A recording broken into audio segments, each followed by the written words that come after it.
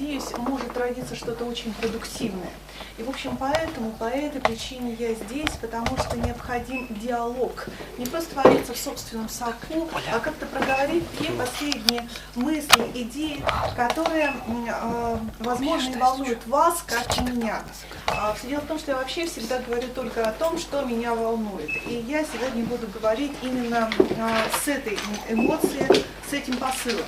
А что меня вообще сюда привело и почему тот вопрос, который я сейчас буду озвучивать и предъявлять, меня волнует? Во-первых, мышление, о котором я сегодня буду говорить как философ, оно становится темой очень популярной, потому что, как минимум, я была неделю назад в Москве на форуме «Все наука», и мышление вошло в первые 3 позиции тех тем, которые входят в список 33 тем, которые, в свою очередь, составляют современную научную картину мира. То есть мышление волнует всех, как экспертов, как ученых, так и просто обычных людей.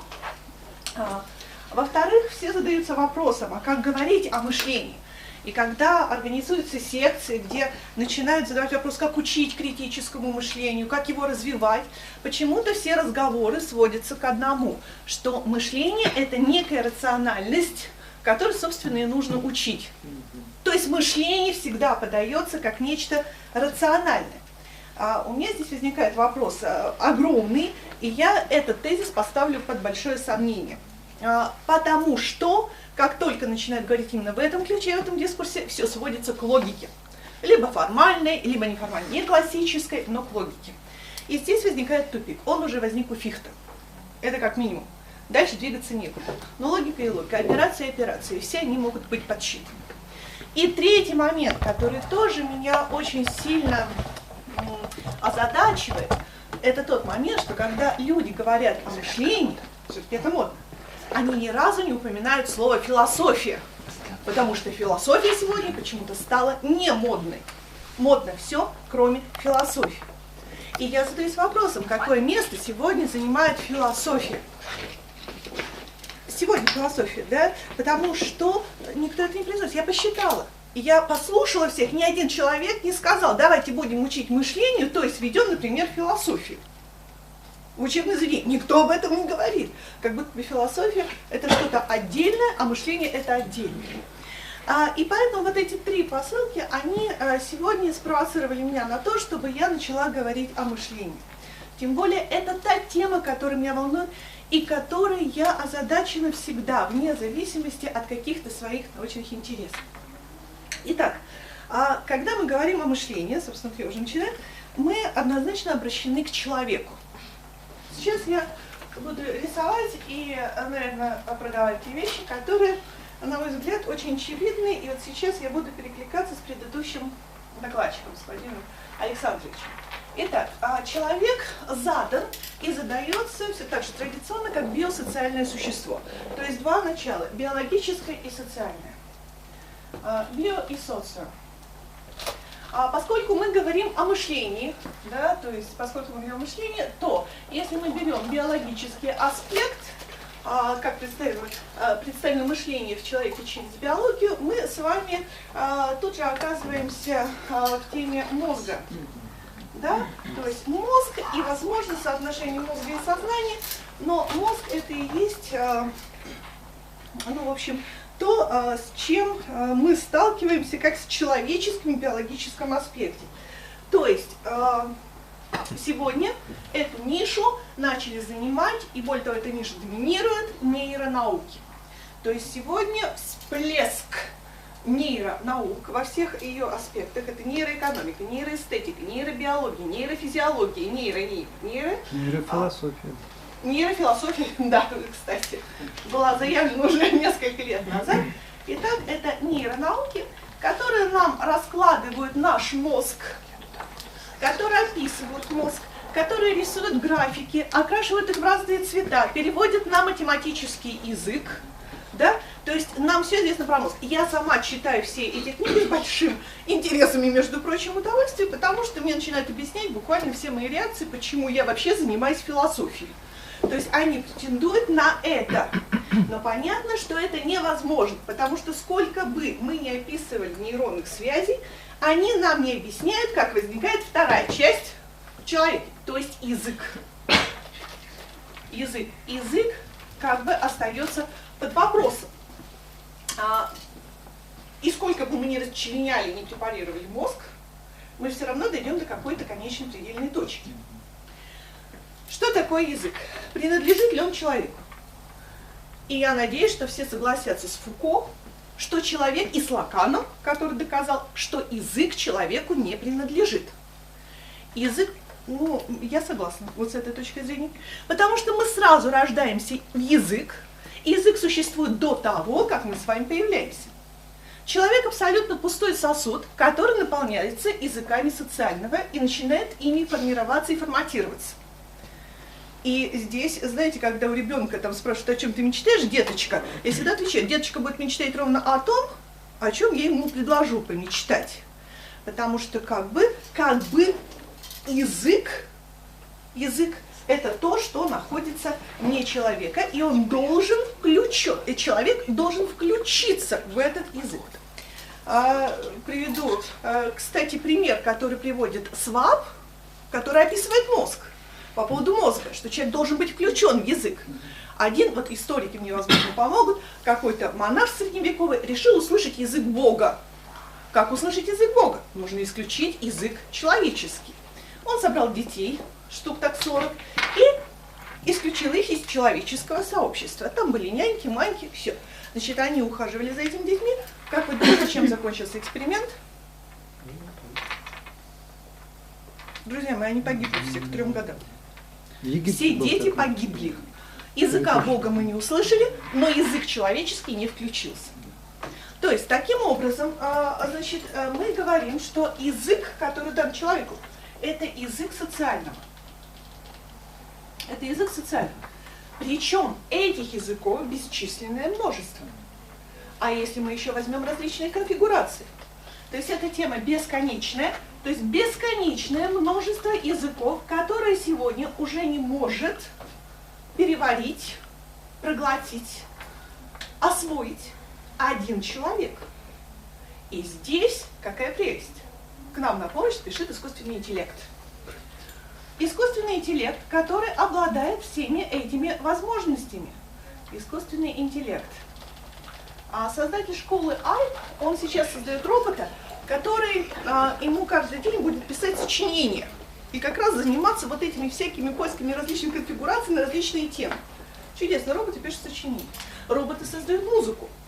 Харари сегодня бестселлер №1, который приводит множество примеров, где машина действительно превосходит человеческий язык, и сегодня человек не отличает, музыка написана живым человеком или музыка написана машиной. Мы одинаково радуемся и одинаково счастливы, слушая и то, и другое. Мы не различаем, Таким образом, значит, искусственный интеллект, что делает нам с человеком? Значит, нейронауки препарируют мозг и объясняют нам, что мы животные, оказывается, и все объясняется химией, биологией.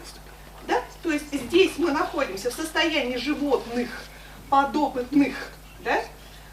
А здесь человек превращается, вернее, передает свою человеческую функцию машине, и машина начинает трансформироваться вот в такого человека, который называется киборг. В любом случае, друзья мои, вот это в совокупности дает нам антропологическую машинность.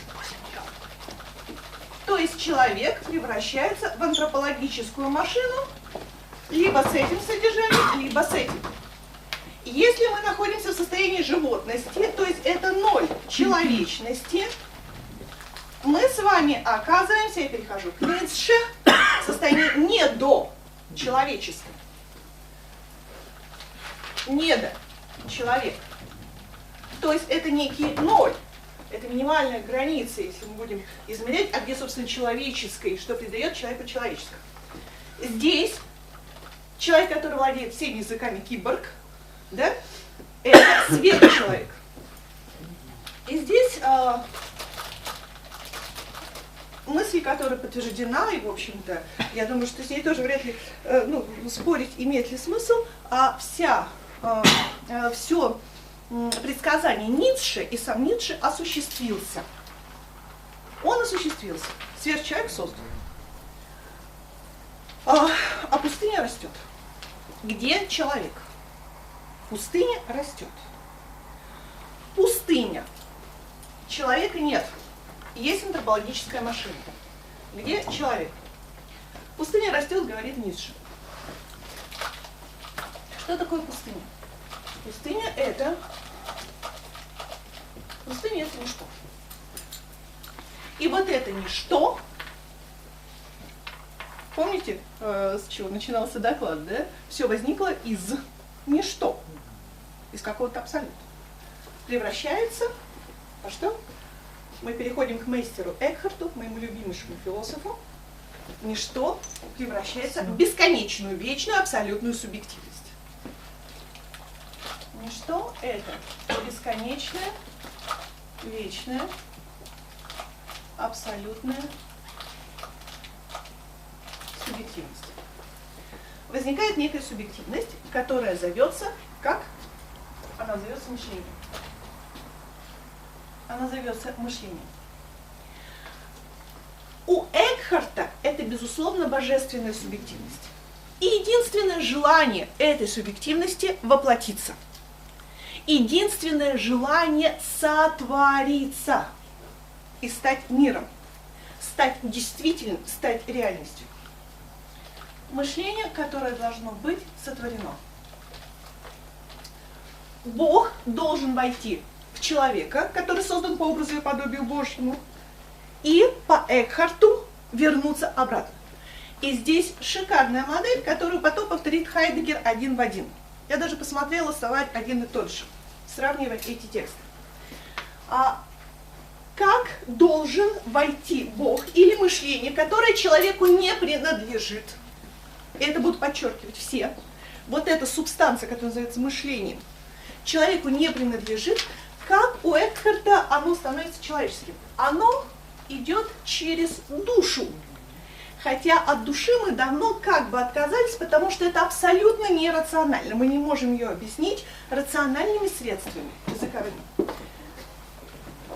Причем, коллеги, душа у Экхарта, я специально вчера подняла текст Экхарта. Душа не имеет имени. Душа не имеет имени, но она должна быть поименована. Не имеет имени, но она должна быть поименована и идентифицирована. А у нас есть только идентифицировано, а у нас есть только одно средство – это язык. То есть должно быть место вот этой души, да? Душа, может быть, является даже самим местом, да? Место, которое открыто для того, чтобы принять это мышление. Этим местом у человека может быть только, безусловно, язык, в который он должен включиться. Потому что если этой возможности не будет, то человек не сможет это включить. Понимаете, душа не включится. У нее нет имени, но ее нужно назвать, ее нужно поименовать. И Экхарт, гениальный Экхарт, вводит нам для подсказки еще следующие дефиниции. Он разум делит на 3. Посмотрите, как красиво все укладывается. У него есть страдательный разум, у него есть действительный разум. И, внимание, друзья мои, у него есть то, что находится между. То, что находится между. Душа это тоже между. Это разум возможный. Как хорошо сработает Аристотель с этой категорией возможности. Мы суверенны только потому, если мы имеем эту возможность. Итак, да, это возможность. Право. Ну, в общем, потом. Итак, возможный разум. Что такое страдательный разум?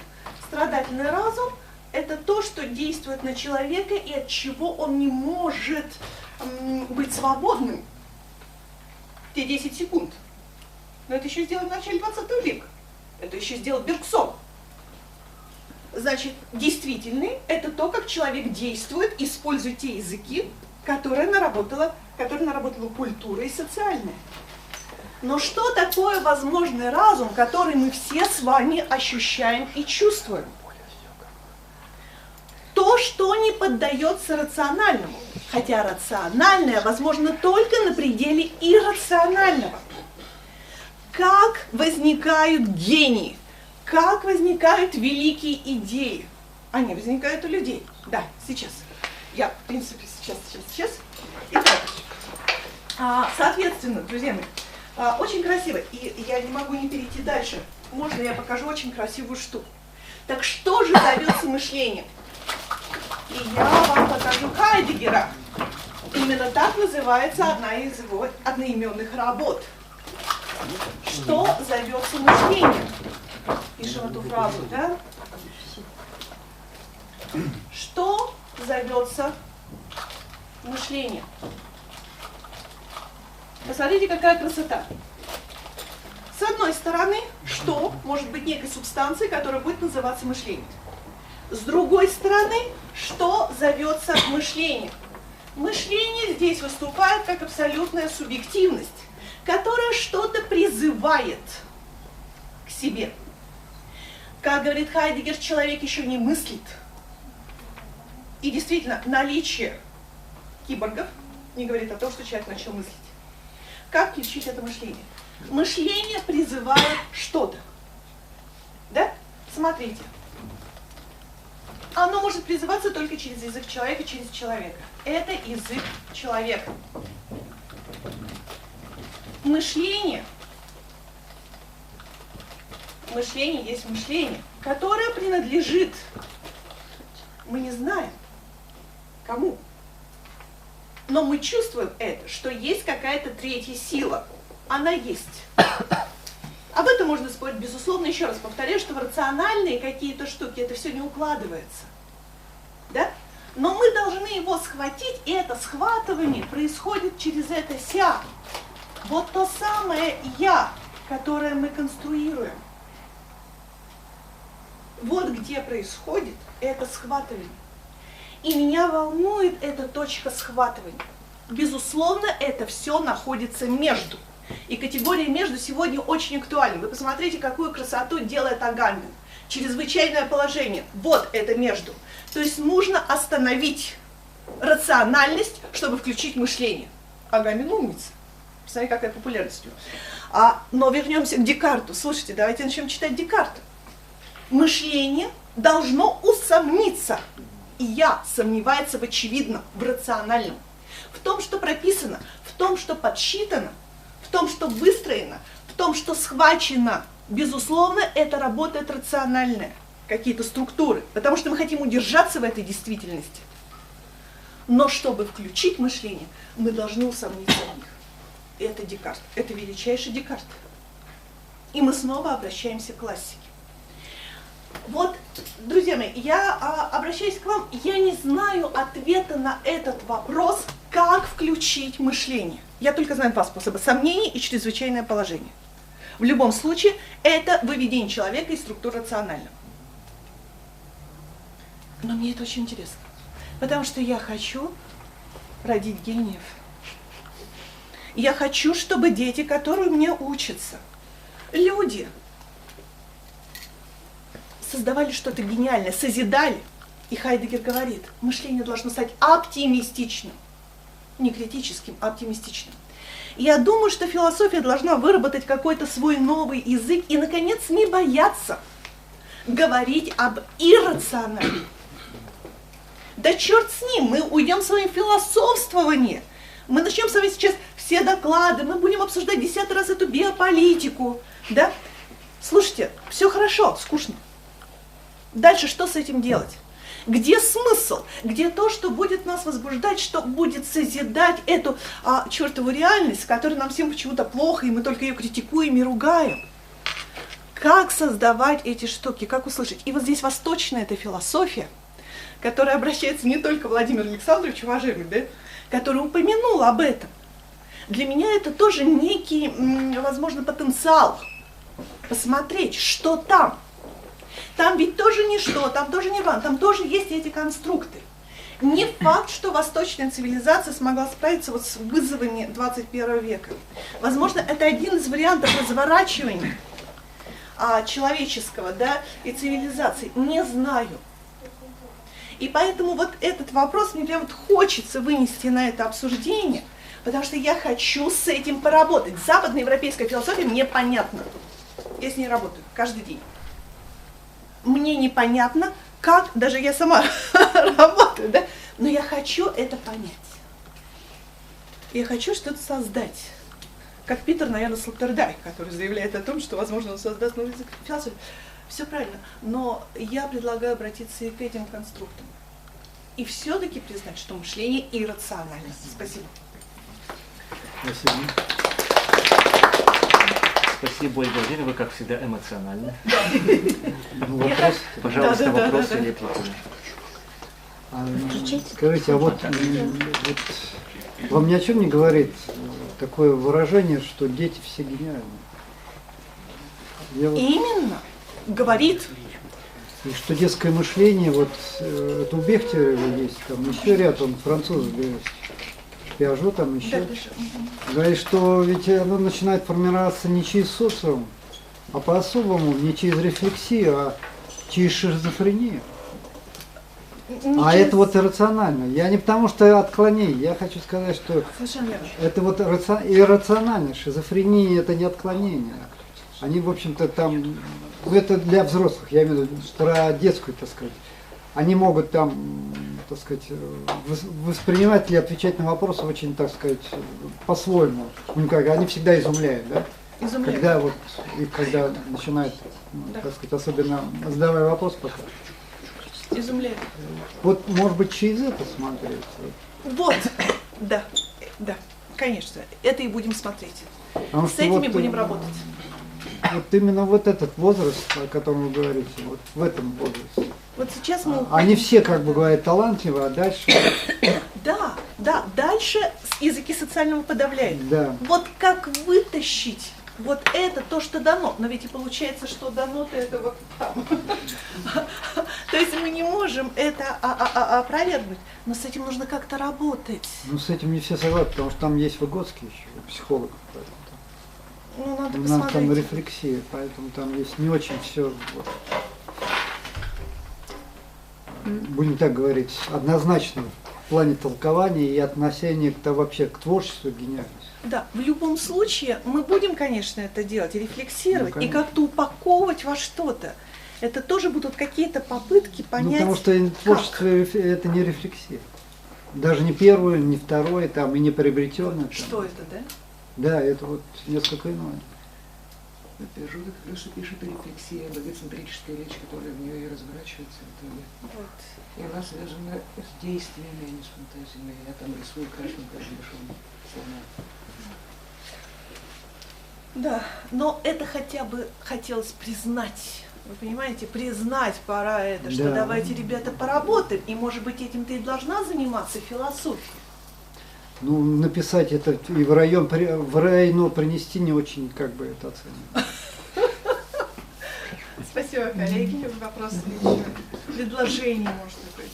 Ольга Владимировна, если можно, получить от вас критику, потому что я буду говорить немножко о том, о чем вы сказали, я с многими вещами согласен, но, может быть, это немного шаг вперед и посмотреть на наше сознание немножко с другой стороны, но это будет чистая рациональная модель, которая будет включать иррациональность.